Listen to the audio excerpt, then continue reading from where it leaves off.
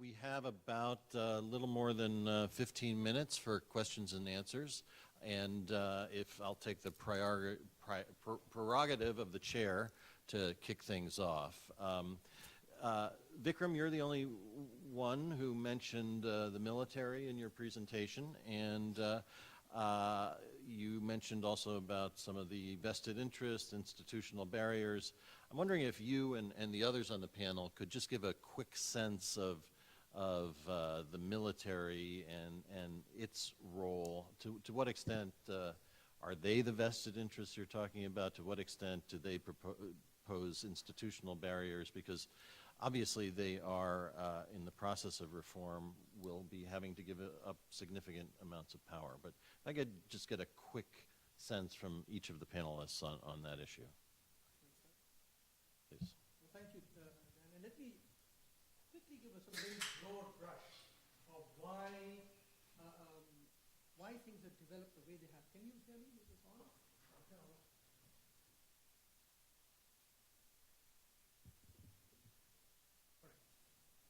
So I thought I'd give a quick broad brush answer to that very interesting but complex question, which really deserves a much longer answer. Because of Myanmar's difficult economic experience over the last 6 decades, the budget, the central government budget, simply could not afford the substantial expenditures needed for the military to carry out its, I mean, after all, we heard about the fact that Myanmar has been experiencing the longest civil war in the history of the world. And this is, in fact, an army, the Tatmadaw is an army which has been in constant combat mode for 50, 60 years now, right? And it needed to be financed. But that finance couldn't come from the budget because the budget simply did not have the revenues available to finance those operations. So interesting and new ways were created to finance military operations. One was, of course, that you had 2 military units, the Myanmar Economic Corporation and the Myanmar Economic Holding Corporation, which were designed to provide resources, especially for pensions, but also for salaries of armed forces staff. And these institutions, these economic corporations, were given significant monopoly control over very important parts of the economy, particularly in minerals and jade and so forth. But the second, somewhat more insidious way of financing operations was that regional commanders in the ethnic states and elsewhere where there were these operations were given a free hand to raise resources themselves. And they raised these resources through confiscation of land, through conscription of labor, forced labor, producing produce from that land, or basically from activities that would be considered extortion in order to finance their operations, which did not necessarily always go just into military operations, but quite often ended up also in the pockets of various army commanders. So it became a very insidious and unfortunate development. Now, these large expenditures are completely off budget. What is required for the peace process is that many of these army commanders need to have central authority and central control over their operations so that they don't carry out these exploitative practices in order to raise their own resources. So it requires central budgetary resources to finance them so they don't have to finance themselves. But that's very difficult to do because resources are limited. And the very interesting point is that if those expenditures are brought on budget, it means there are fewer resources available for health, education, for infrastructure, for the other priorities that Myanmar has. So this is a complex issue. It's a political economy issue. It's trying to balance competing objectives of military reforms, peace building, accountability within the army, and at the same time ensuring that you have enough resources for development purposes, for social services, for health, education, and so forth. It's a very difficult and very challenging situation. Great, thank you, Vikram. Can I ask Dr. Zhao if you have any thoughts on this particular issue? Hello? Okay. If I may, I'd like to thank Vikram for making a deep dive on the rice sector. So if I use the same example, I think I would say that the military is on the right side of the debate, especially on the rice sector reform. If you read all these military parliamentarians, well, there are a lot of questions about why there should be a military prerogatives in the parliament, but I must say that at least on the rice sector reform, their participation did really help the reforms. If you look at the parliamentary records, I think they made the record very clear from the very outset. We had two legislations that essentially deal with what Vikram just mentioned about the foreign investment law. In fact, His Excellency U Se Aung and I were the original drafters from the executive side. And then we did make sure that there are many liberal elements in the foreign investment law because we need to compete with the rest within the ASEAN. And then when it comes to agriculture, we did follow many of the development partners' advice to still be cautious about the production side, but to be more liberal on the processing side. So this is what we did include such elements in the agriculture. But unfortunately, when it reaches the parliament, that proposition was upside down. So they liberalized the production sector, meaning the agriculture, we can invite foreign firms to do the plantations and things like that, whereas the processing part has become even more restrictive now because they are regarded as something that Myanmar nationals can do, then they really limit the foreign participation. That's unfortunately, that is how it happened. You know, who actually stood up and debate for our version of that is the military MPs. And then the second time, we did have very serious discussions. It was jointly launched by the two very prominent leaders within the parliament in the name of farmers' protection. So we are supposed to protect the farmers. Essentially, that legislation is a copycat of what the Thais have done under the Yingluck administration. This is a rice price guarantee scheme. And then, of course, all of us, the economists, stood up and fiercely objected to that scheme because the evidences are quite obvious, and that within a few months, the Thais really found that they are in a crisis. So we did prevent the rice price guarantee scheme under the Farmers Protection Law. That clause has been successfully removed from that Farmers Protection Law. And again, the military MPs who really stood up and actually fight for that. So I think, so of course, the military prerogatives in the Constitution is a very serious challenge that we are trying to overcome, but it should not really overshadow some of those progressive positions taken by the younger generations within the army, because recently they have also gone through the series of exercise at the National Defense University, and then all these colonels who are supposed to become the brigadiers, they have to gone through a number of training, and then they have to gone through a master degree course, and then of course, Dr. Wang Myo has been very much familiar with that process, and then many of the term papers presented in that class were very much reform ideas, and then they did essentially deal with a lot of areas where the Vikram has already mentioned. So the good news is the military has been supporting the President Wu Sing, especially in the budget reallocation of the budget priorities, and then health and education has recently increased, and then now we are agreeing to the student demands that education expenditures will be expanded rapidly. And then mainly the government doesn't find anywhere but from the military budget to shift the allocation back to the health and education. This is already happening for the last 3 years. And that also worries some of us because our physical space to readjust these priorities are quite limited.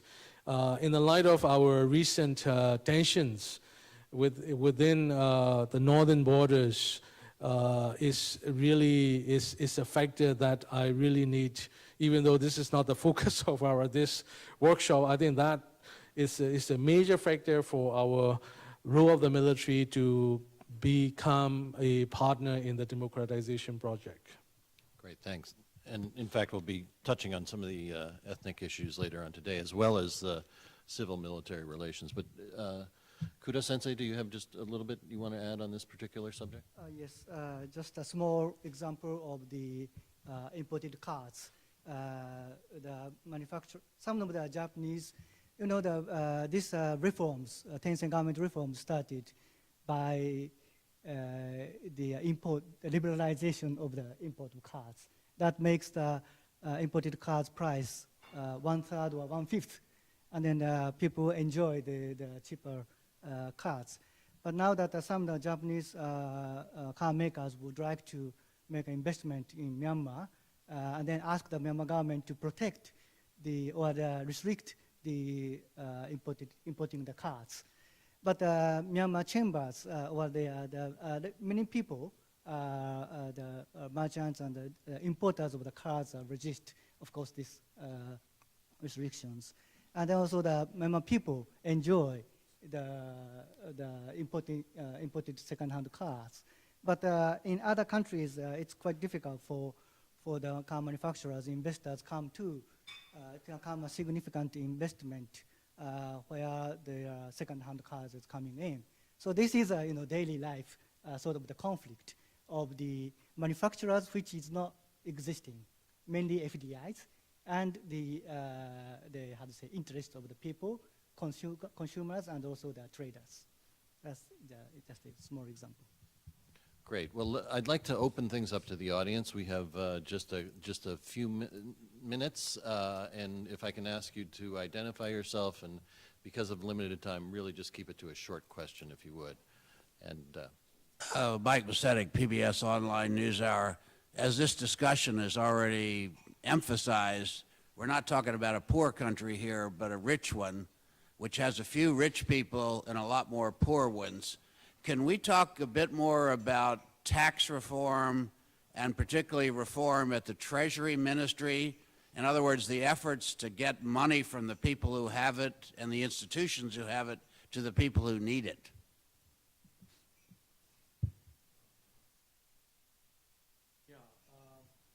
Hello. Yeah, tax reform is a very important part of the economic FESR.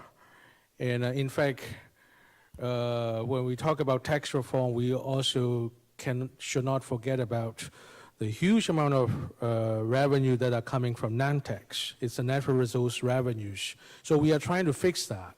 So in a way, by doing that, and then we are trying to make the government more committed on the tax reforms.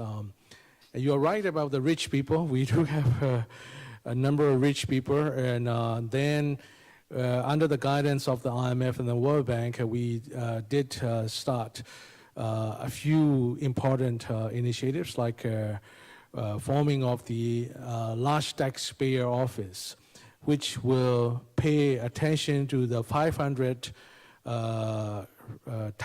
the highest taxpayers in the country, and then make sure that we are not we do all the right things in getting the tax from these people. So that we got a lot of interesting results from that. It is headed by a very capable woman who is a senior tax officer, and then she's doing a great job.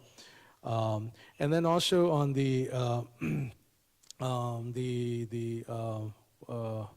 your second part of the question is about the.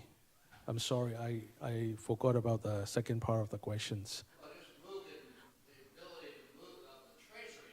Oh yeah, right. And then under the Ministry of Finance, we set up for the first time, it's a Treasury Department. And then Treasury Department is going to collect all the incomes of the government. And this is also part of the very important process, and then also the important outcome of the EITI, because EITI requires that all the revenues flowing from the resource should not siphon through other channels. It should be deposited into the single treasury account, and then we are getting there. And of course, with the help from the Treasury Department here, and then I wish that two Treasury Departments can work together and then also try to move all the vestiges of the previous economic sanctions together. Let me just supplement what Uzou has just said. I think, let me make 3 points. First is that the exchange rate depreciation alone has led to a huge increase in revenues, simply because it's no longer valued at 6 kyat to the dollar, it's valued at 1,000 kyat to the dollar, and because of the significant amount of oil and gas revenues, this has meant a huge increase in resources. And in fact, there's an absorption issue as to whether the budget can absorb this and use these resources efficiently. So that's a good story that we have. Secondly, the EITI is very important because a significant amount of those rich people that you were pointing out actually have have mineral rights in the country. And what the EITI will do is to make transparent the transfer of resources required under the royalty agreements that they've signed to the budget. And that, making that transparent and measuring it and having peer reviews of it will be absolutely essential. And that's why this is such a significant development, not just from an environmental standpoint, but from a fiscal standpoint. And third, the Ministry of Finance has in fact initiated an LTO, a large taxpayer office, which is what most ministries of finance should do. LTOs focus on large taxpayers. They spend a disproportionate amount of their time on people who in fact should be contributing significant amounts. And this is it's going to take time because you need capacity, you need skills, you need development of various systems. But the process has started, and that is also very encouraging. Okay, I think we have time for maybe one final question. If there's anyone who'd like to, over here, if you can wait for the mic, just raise your hand so he's right behind you.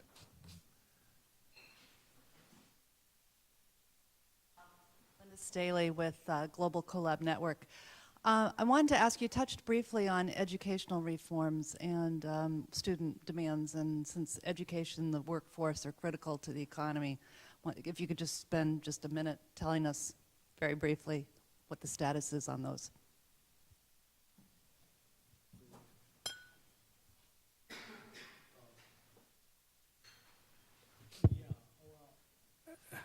The education reform recently got all the headlines. Characterized by the students' demands and then also the protests that went wrong. And it is quite a serious event that set the setback. But out of the crisis, we also have the opportunity to look at carefully on all the detailed aspects of the education sector. Education is one area where we have a huge stakes in it. And the government has already recognized that. And then as early as in 2012, we have encouraged the multiple development partners to come and help what we call the comprehensive educational sector reform by doing some evidence-based research and then also try to incorporate a lot of consultations. But unfortunately, this is one of the examples where the president is come back and then actually give us a guidance that in order to try to improve and try to reform some of these initiatives, it's not just the results and the end matters, but also the means. This is where the processes are now being improved, and now ample time has been given to allow the civil society and the students to express their concerns and also the needs. And then also the government has been quite willing to agree with the most of the demands made by the students. In fact, there was already an agreement. Unfortunately, the implementation of the agreement is what caused the confrontation. And luckily, we were able to move on, and then also come back to the more consultation and discussion mode. And hopefully, we will find a much more comprehensive reform strategies that will be enshrined in the new education law. Great. Well, thank you very much. All of our panelists here, I thought, did an excellent job, and special thanks to Vikram and Toshihiro for working without PowerPoint and being very descriptive. But all our panelists, I thought, did a great job in getting us started for today. So please join me in showing your applause by thanking them.